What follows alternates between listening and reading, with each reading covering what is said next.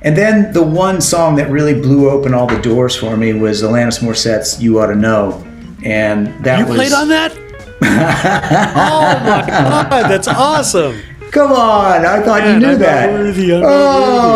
That's incredible.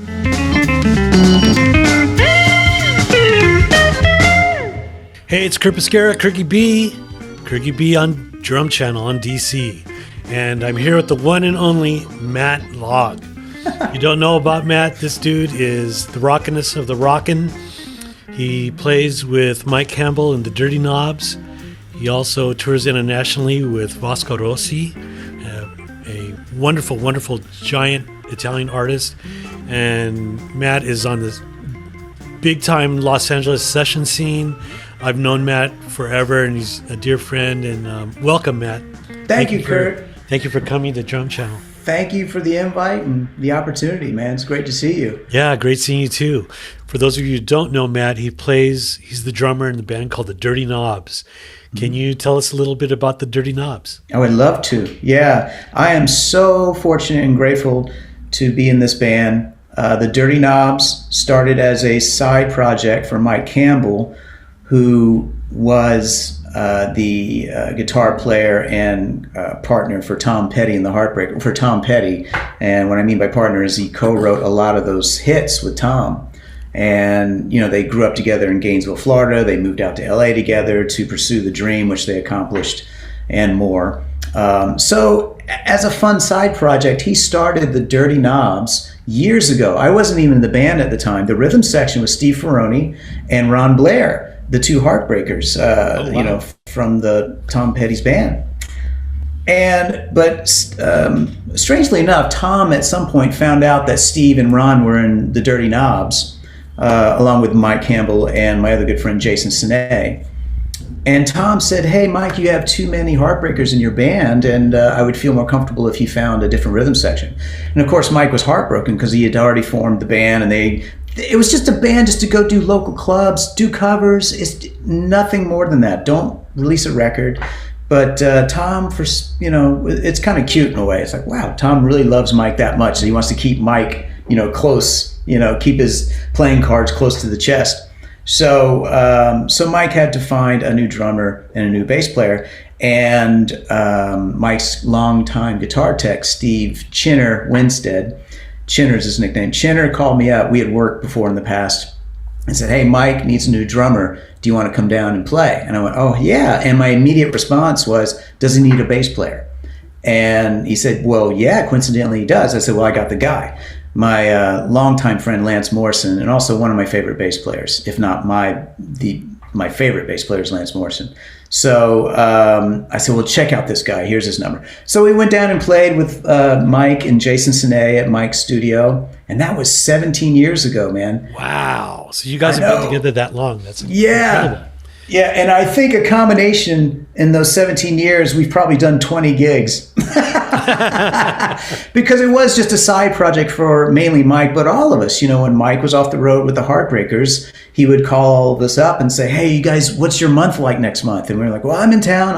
And so we would, book gigs, just local shows. And we go up to Santa Barbara, and like maybe once or twice we'd go up to Northern California, like San Francisco area and all that kind of stuff. But mainly it was just in town. So it was just a fun side project. And on average, we do maybe 4 or 5 gigs a year because of everybody's day job. So, and then unfortunately, the circumstance with Tom passing away back in 2017, very sad, which those guys very well, as also playing on Tom Petty's. What record did you play on? It was a movie soundtrack, right? That was this movie soundtrack to She's the One. Yep. Love it, man. I played on that song Circus Walls. That was the hit off of that record. You can walk, and the theme song. Fall down. Great, man. Yeah. Great. Oh, thank you. Yeah, man. So anyway, so Tom unfortunately passed away in 2017, and Mike decided to bring the Knobs into the forefront now. And so we recorded a record, and it got released November of last year. And it did as well as it could during a pandemic. You can't tour and support the record. And we all knew that. We were holding out Well, maybe it'll clear up, but no, we decided, because it was supposed to be originally released in March of 2020, but it kept getting pushed back, September, no, but eventually we said, well, let's release it November 2020, and that came out, and we did a couple of videos.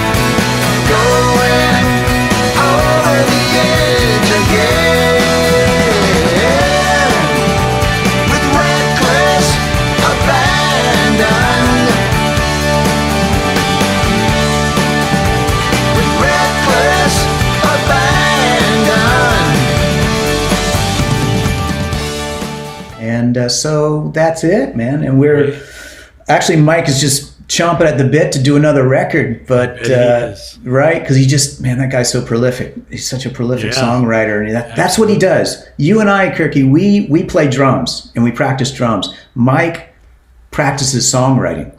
That's what he does, and hence all those great hits that he's written with Tom Petty through the years. What I've learned about this past year almost now during the pandemic is just take things day by day, because you can kind of assume what's going to happen, but then something else happens and it blows that assumption out the window. So it's exactly. I'm just taking it day by day, and whatever is the rule of the land will be the rule of the land when we find out one day. And it's like, okay, or it might not be anything we ever thought of it, or it might be cool just to go back to what we were doing in the past. Who knows?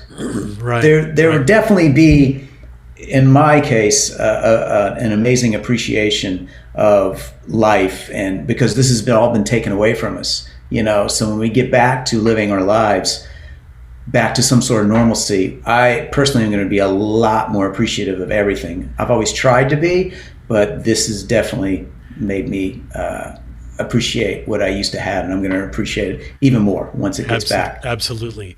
Which brings to mind, touring in Europe, which you've done many times. Let's talk about the Italian artists that you tour with. Yeah, you have a little experience doing that yourself, don't you? Yes, I have, yes. It's great, isn't it? It's unbelievable. It's unbelievable. And this artist's name is? Vasco Rossi. Vasco Rossi. Vasco. And that's the correct way to say it, Vasco Rossi. Sì, certo. Mi moglie yeah. Bravo. So Vasco, that whole story started when our good friend, Saverio Principini, who, this was back in 2005, I think. Saverio was the person who connected LA-based studio musicians and touring musicians with a huge Italian artist. So back in 2005, I got a call from Saverio, who I didn't know at the time, and he said, "Hi, my name's Saverio, and this is what I do for artists over in Italy. We have this artist named Eros Ramazzotti, who's doing a record, and he would like for you to play on a couple tracks." I was like, okay, great. And at the time, I was just doing session work in LA. This is 2005. So I did this session, and he offered me the tour, but it was a 6-month long tour. And at the time, I wasn't into doing long tours. And so I thanked him and said, "I'm really sorry, but I'd rather just stay in town." He goes, "Okay, no problem." So 2 years later, I get a call again from Saverio. It's like, "Hey, Matt, Saverio, remember me?" I was like, "Yeah, sure. How you doing?" He goes, "Listen, I know you don't like to tour, but you have to check out this guy." I was like, "Okay." His name's Vasco Rossi, and he would like you to be his next drummer. And I was like, okay. And so Saverio went on to tell me his past drummers. Oh, these amazing drummers like Mike Baird, Dean Castronovo, Jonathan Moffat, who else, man? Just great drummers, right? Kenny Aronoff. And I'm like, whoa, all right. Well, send me a DVD a live performance of DVD, and I just want to make sure I can play the stuff and before I get on the plane. So he sent it to me, and I watched the whole thing, and the energy from the crowd was so amazing. They were singing every single word. It was just joy throughout the stadium. So. Yeah, you've experienced that. So, and again, big soccer stadiums, which I have little experience in before doing the Vasco gig, but this was like, oh my gosh, look at this. So that's how it started way back in 2007. And since then, I played on a couple of Vasco's records, but mainly I've done more touring with Vasco than records. Wow, that's great. Yeah. So tell me a little bit about the process of auditioning for Vasco Rossi and actually getting the actual 2 thumbs up of, yes, you're my touring drummer, come to Italy and eat pizza, drink vino, come play drums. Exactly. So walk us through that process. Well, you know what? This was the first time that I didn't audition. They just gave me the gig. Oh, wow. Yeah, based on whatever they've heard of me play on. See, that drummers, when you're that awesome of a drummer like Matt Laug, you just get the call and that's that. So keep that in mind.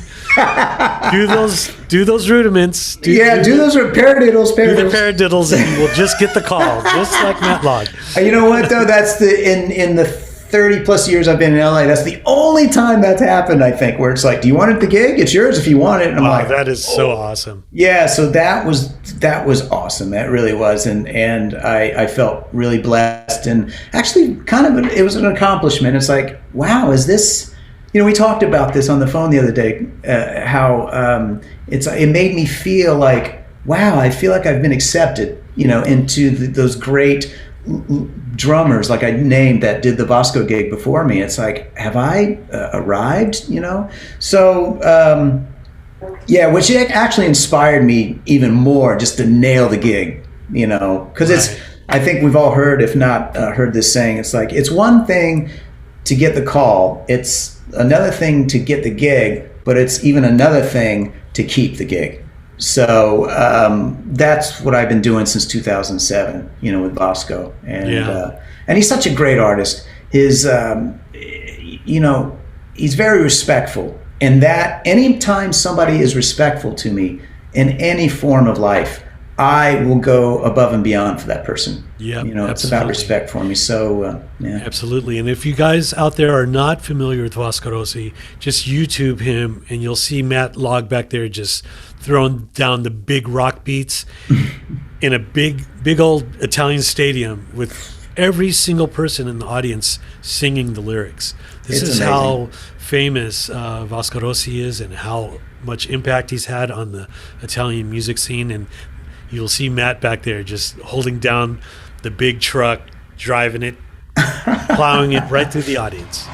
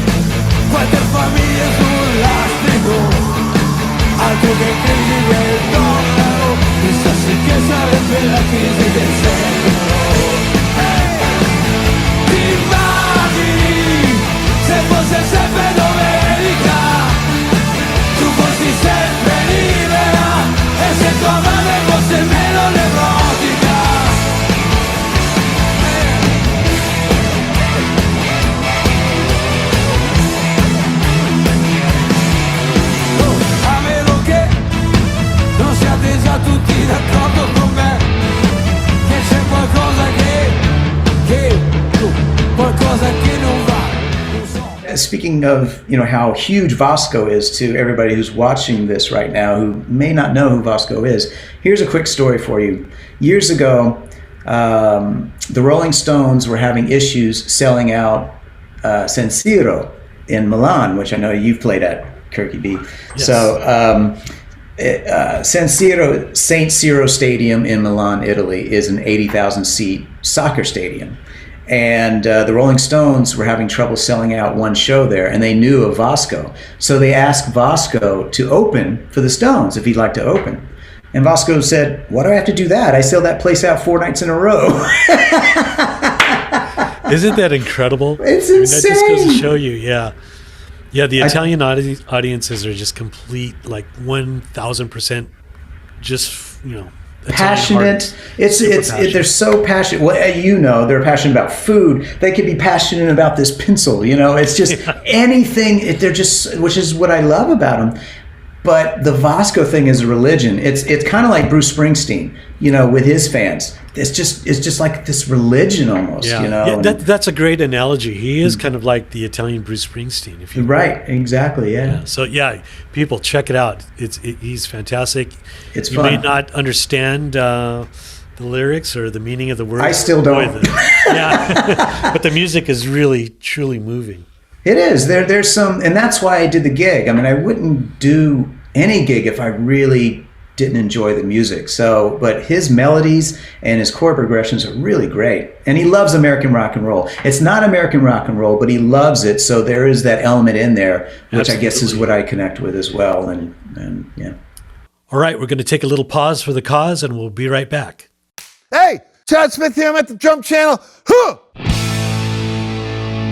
Hi, I'm Don Lombardi. About 40 years ago, I started DW Drums in my garage. During that whole period of time, I was lucky to get to know many of the greatest drummers and teachers of all time. Drum Channel is a unique opportunity for you to invest in your future, and we have made sure that it's worth it.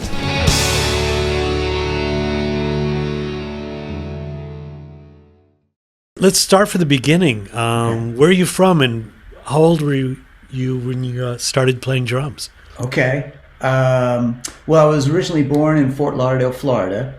And then we moved to Jacksonville when I was age 2. And then when I was age 4 or 5, we moved to Florence, South Carolina. And that's where I grew up, through all my school years and stuff. Okay. And my older brother, Mark, he was a drummer for maybe 2 months. And I remember seeing, family photos of his drum set. And I was like, oh, what is that? That's cool. And I begged my parents around 7 years old, when I was 7, to buy me a drum kit. But they're like, oh, no, we've been through this before. Your older brother had it for 2 months and then never touched the kit. And I just remember clear as day saying, this is for real. This is sticking. You're not, I'm not going to give this up. Please, please, please. So they did. They bought me like a little Muppet Show type drum kit. It wasn't Muppet Show, but the paper heads and the tin shells and stuff for one Christmas. And then next level up was the Sears catalog professional music section. So I got like this blue sparkle drum kit like the following year, because I wasted that little toy drum kit. All the heads were broken, within about a month or so. So I was around 7 years old. That's when I started, and self-taught to a certain point in my life. And then my mom, decided to get me drum lessons. And who was your teacher when you first started taking lessons? That's a great question, because I love this guy. So my first teacher was this guy my mom asked around town, hey, my son's a drummer and he needs drum lessons. Does anybody know of a drum teacher? And there was this unknown drummer at the time named Mark Herndon that was living in Florence, South Carolina. And he came over to my house, and man, we had the best time, man. It was only supposed to be an hour lesson, but he had to start bringing a timer, because we would be in there for like 2 hours, just talking about great stuff. Well, Mark had to stop giving me drum lessons because he got the opportunity to join this unknown country group at the time. An hour away, where I lived, an hour away is a beach called Myrtle Beach, which is very popular on the East Coast. So this country band was Alabama. Oh my God. Yeah, wow. So Mark Herndon, before he joined Alabama, was my drum instructor. And he's the guy that taught me a paradiddle. He's the guy that taught me the triplet between, right, left kick. And I would just play him records. Like, I don't know what the drummer's doing. Can you show me what he's doing? And Mark would show me. So that was my first drum instructor. And to this day, we're still tight. We talk, not as much as we used to, but anytime Alabama would come play the Forum here in Los Angeles, he would call me up, and it was always the greatest time. Oh, that's awesome. Now, Yeah, now isn't that when you were taking lessons from Mark, were you was he teaching you like actual rudiments and reading and things like that? Not reading, but rudiments, yes. He's the guy that introduced me to my first rudiment was a paradiddle, and that was Mark Herndon. He taught it to me. Wow. And but mainly it was just records, like Beatle records, Kiss records, Aerosmith, Boston. What is the drummer doing here? I don't get it. And he would, Mark was a little bit older than me, and he had experience playing around town in bands and stuff.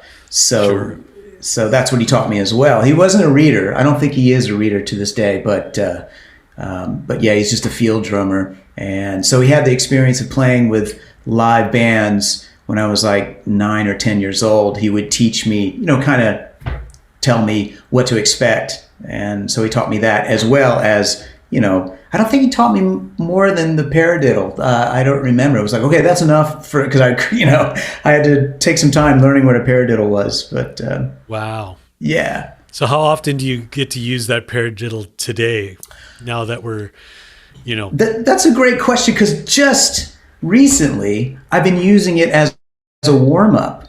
And it's almost like a Steve Gadd thing. Steve is so amazing with his combinations between the hat and snare, and it just grooves. So in my practice room, I've used paradiddles as a warm-up, and I displace them 1/16 down the line. So if I play, just imagine, it's fun, and it turns into this totally different rhythm sound, groove.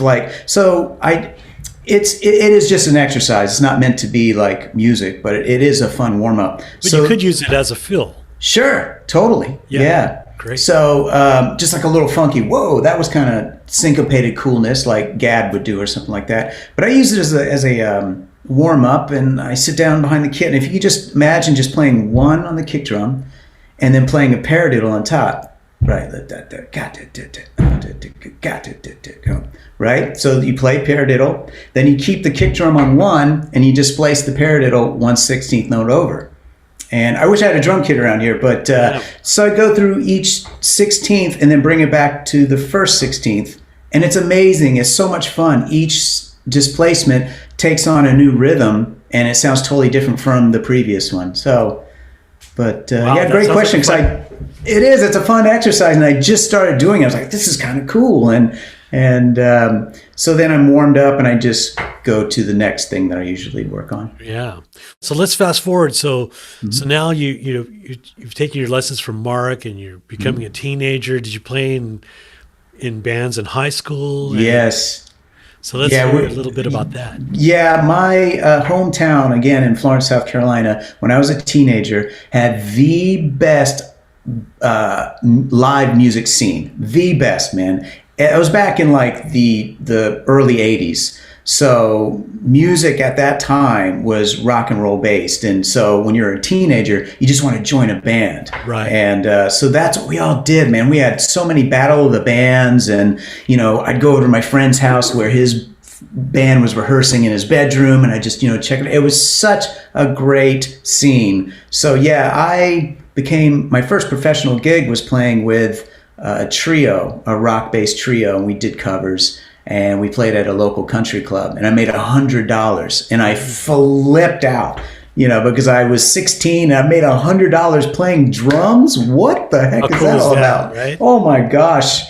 So, so the scene was great, and a lot of bands. My quick story for you. So in high school, I got out of high school around 3 p.m. every day, and I played with older guys. They were probably older, being maybe 19 or 20, and they weren't in school. So being in South Carolina, we'd have some gigs in North Carolina. So our crew, maybe 2 guys, would go set up in North Carolina, and during the day while I was in school on a Friday, and then the guitar player would wait for me to get out of school, come pick me up right out front of the high school, and we'd jet off to North Carolina, where I would do a weekend gig. That's awesome. So you're already a rock star at age 16. That's rocking. I love it. I've tried to be, man. It was sad, though. It was really sad. But it was great. It was a great experience doing those clubs, at such a young age. I had to sit in the dressing room on breaks because I wasn't old enough to be in the bar, to do that. So I would just sit in the dressing room and wait for my time to play the second set.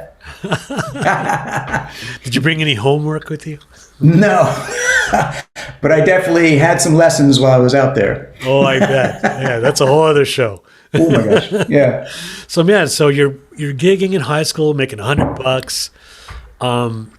For those kids that are out there now that are in high school, for example, yes. Right. Right now we're on lockdown or whatever, but when it's time, there's going to be those drummers out there that are going to want to start gigging, just like Matt Laug at 16 and making $100. Yes. What would your advice be to give to these young drummers that want to become a professional drummer and want to play on the weekends with their band or with, yes. their friends? Or what kind of advice would you give them? I would say, incidentally, after this pandemic lockdown is over for everybody around the world, it's going to be this onslaught of live music needed and to be celebrated again. So it's going to be a great time to join a band. And I agree. Yeah, right. So my advice is, when you're young, you're easily influenced to try to live like a rock star life. Yeah, maybe we're going to party and blah, blah, blah. That's not really what it's about, man. You to be a professional and to be a working musician, and you know this too, Kirkee, it's you show up on time and you show up prepared and you have a great attitude, because it doesn't matter how great you are as a musician. If you're somebody that people don't want to be around, you're not going to work, man. So it doesn't matter how good you are. So be a good person, be a team player. And, there's a time for partying, but just don't do it on stage, man. Do your job, especially these days where it's so easy for somebody to be out in the audience and go pop, and make a little video and put it on the internet. Now, if you're partied out and not really in the frame of mind you should be in, you're going to be known as that guy who can't play because you're party too much or you're drunk or something. Right. So, stay straight and do a great job, and be a fun person to be around. Yeah. And that's a great start. That would be that's great advice, Matt. Thank you. And it's so funny, going back to after this pandemic is over, I just got off the phone with a friend and he said, the Spanish influenza was in 1918. And then he goes, what was right after that? And I said, I don't know. And he goes, the Roaring '20s. Bam. That's it. When he said that, he went on further to say, after this whole pandemic is over, we're going to have like a renaissance, if you will, of like just like the Roaring '20s, because everyone's going to want to go to concerts. Everyone's wanting to see live music, sporting events, exactly. Go bowling with friends. Yes. So there's going to be this plethora of need of entertainment. So I think all these drummers that are watching right now, this is great preparation, and that was such great words of advice, Matt, to give them, because there's going to be a lot of working drummers. There are, yeah, and good for us as well. People are going to need us, Kirkee. Because they're going to want to go celebrate life again, and they want to go see. I'm getting chills right now. Seriously, I mean, it's like I can't wait, man. It's going to be, yay! If for us too, like I said, it's going to be like, yes, man, we're all here, and maybe do a stage dive and hug everybody. We made it, with the mask on. Exactly, yeah.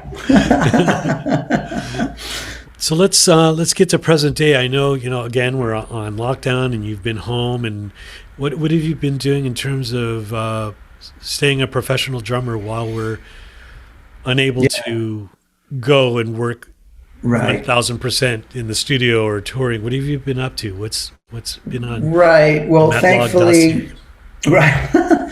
Well, my workload has definitely been cut down a lot, but I am grateful for the work that does come in. And I've been doing remote sessions over at my friend's studio, Tom Weir, and he's got this, I know you've worked there too, He's got this great studio called Studio City Sound. Back in 2014, I decided, let me try the remote session thing. So I made my own website, and we've been doing remote sessions at Tom's place since 2014. So yeah, I'm grateful for that. So when the lockdown originally started last March, I didn't work till June. So, but when June rolled around, things started to open up a little bit, and I started to get calls. Hey, are you working? Are you still working over Tom's? Do you want to play my stuff? Oh yeah, let's do it. So, and then around the holidays, this past holidays, it was more Christmas songs and doing remote sessions and stuff like that. And that's what I'm doing. And I have another buddy, Dave Felstein, who has this beautiful studio in his backyard. And I'm basically the only drummer that plays at his studio. And he's got this beautiful DW kit in his studio, and it never moves. It's always mic'd up, and it's always set up like I set it up, because there's no other drummers that go in there. So he's a TV composer as well. So he called me up a couple weeks ago and said, hey, I got 4 songs. You want to come over? Really? Yes, let's do it. But of course, it's the double masked, and nobody. If you need to come into the drum room to move mics, let me know ahead of time. I'm going outside. And he goes, okay. And we do that over at Tom's as well. So that is the extent of my work. It's not what it used to be, but I'm very grateful. Yeah. So let's talk about if you could tell the people out there that are watching, where can we hear you on record or streaming? What artists would you suggest that we all listen to that your fantastic drumming is on? Well, I do have some favorite tracks that I'm very, very proud of that maybe a lot of people don't know about the actual song, and there's like a handful. There's an Alice Cooper track that I played on way back in 97 or something like that. Wow. Yeah, and it's called, gosh, I should have thought about this before talking about it. That's all right. It's off his Fistful of Alice album, and that is a live record with his band, but there was a bonus track of a studio track, and I got to play on that with Steve Ferris on guitar. I bet you know Steve, right? Absolutely. Great guitarist. And Lance Morrison on bass. Yeah, me too. He's got some ranch in Montana now or something like that. Yeah, he moved to Montana and living the life. Bought a gun range. Right. And he's the owner of a gun range, and he runs a gun range. There you go. I ran into him at a Thai restaurant a couple of years ago. I was like, man, it's gay. And we had Thai together. But that was like a couple years ago, last time I saw him. But he told me about that. I was like, cool, man.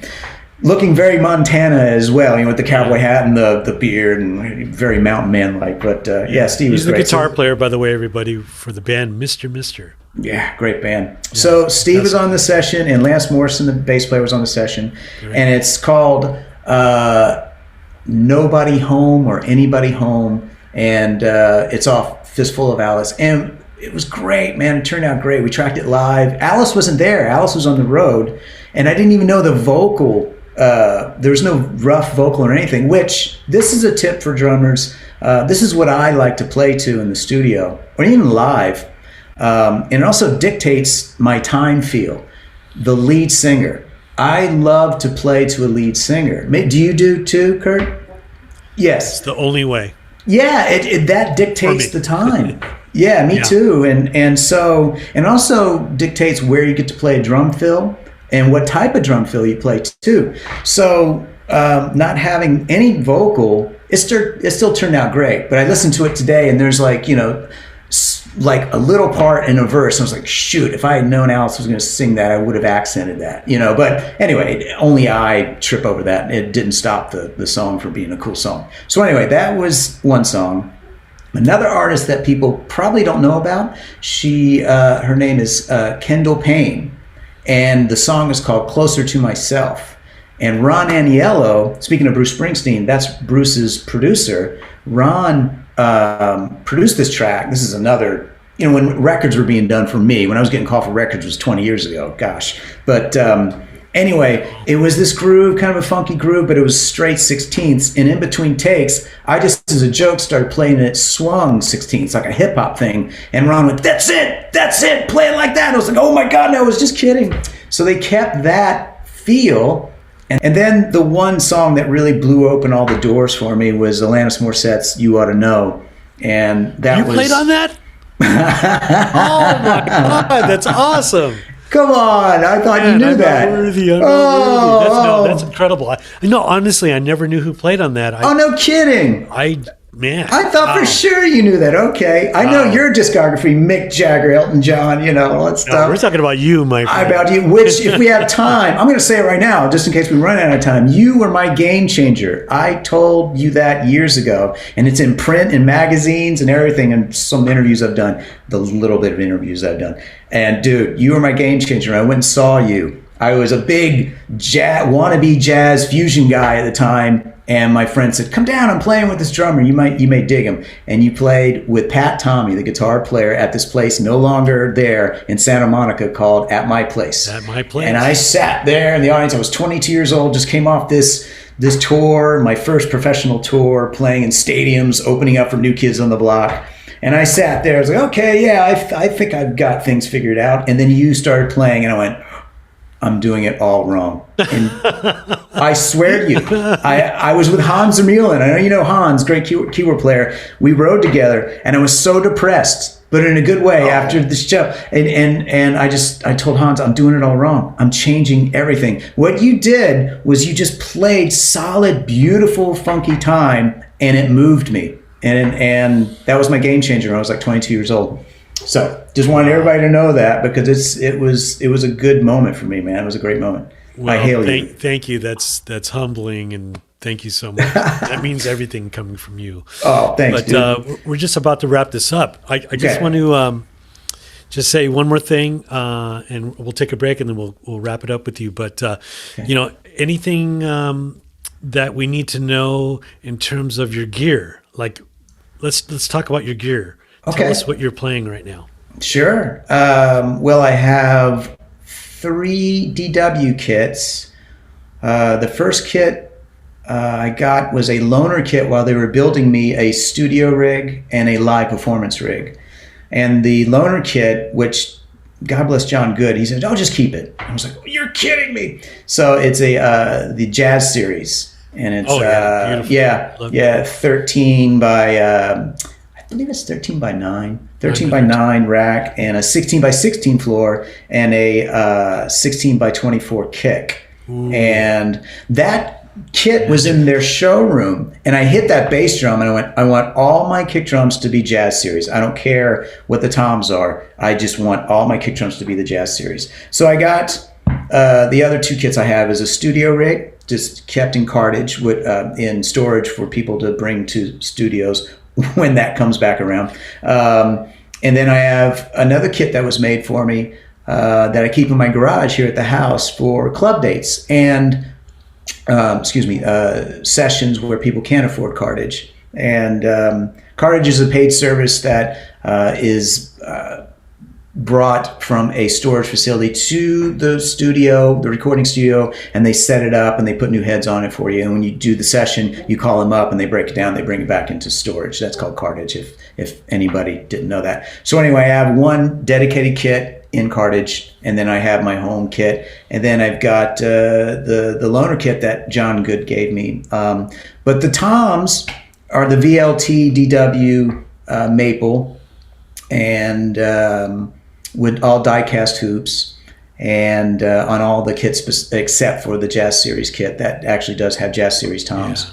And the snares, I got a bunch of right, you know this. Yeah, exactly. So a bunch of great snares. So fantastic. And Peisty cymbals, of course. Yes, of course. You're in the family too. Yeah, my go-to crash cymbals for years now has been the 2002 series. And the ride cymbals, I got a bunch of different rides, but I stick to the signature full 20 or 22-inch ride, and the Dark Energy 14-inch hats. Great. That all sounds like magic to me. And we're just going to take a little break right now, speaking of magic, and we'll be right back with Matt Laug. Hey, Chad Smith here. I'm at the Drum Channel. Huh! Hi, I'm Don Lombardi. About 40 years ago, I started DW drums in my garage. During that whole period of time, I was lucky to get to know many of the greatest drummers and teachers of all time. Drum Channel is a unique opportunity for you to invest in your future, and we have made sure that it's worth it.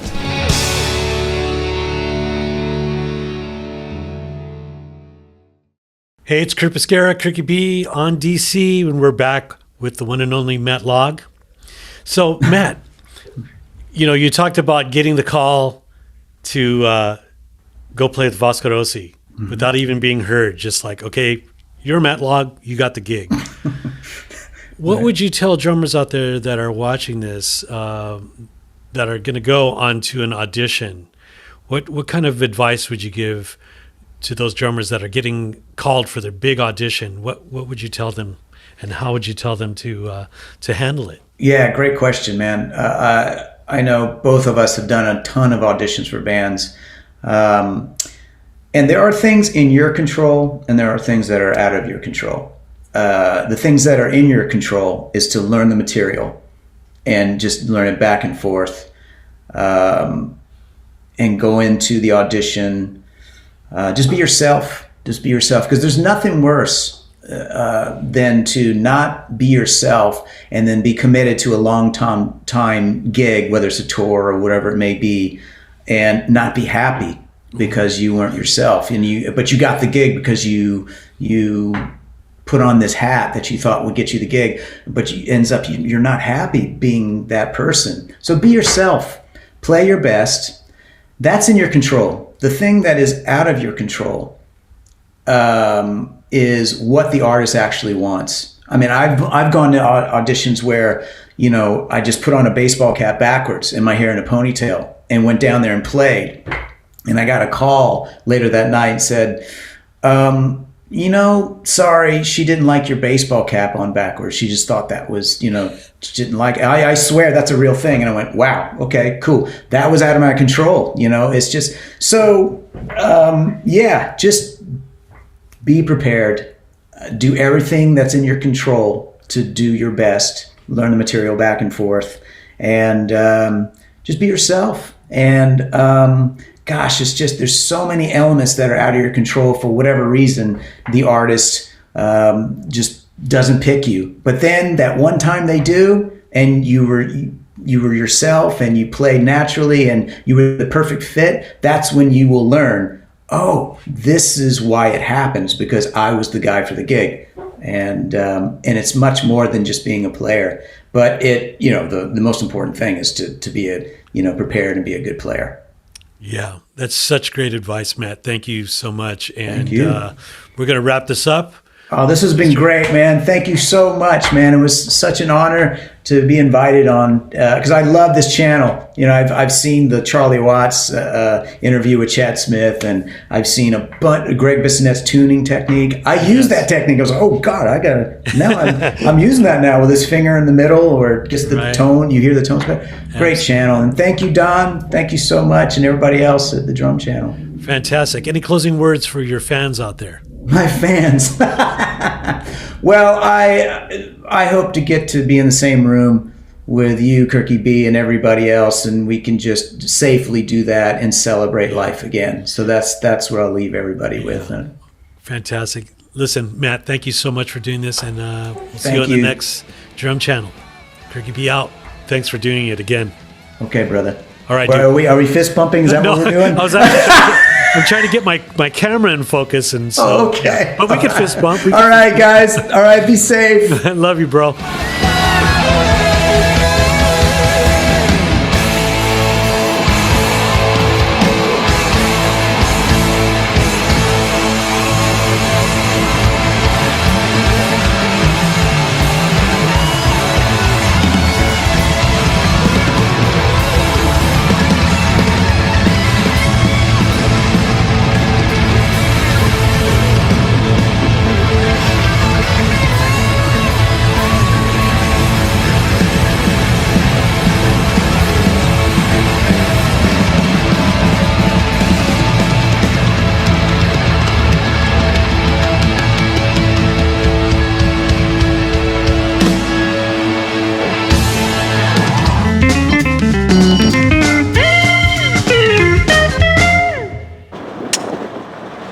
Stand by.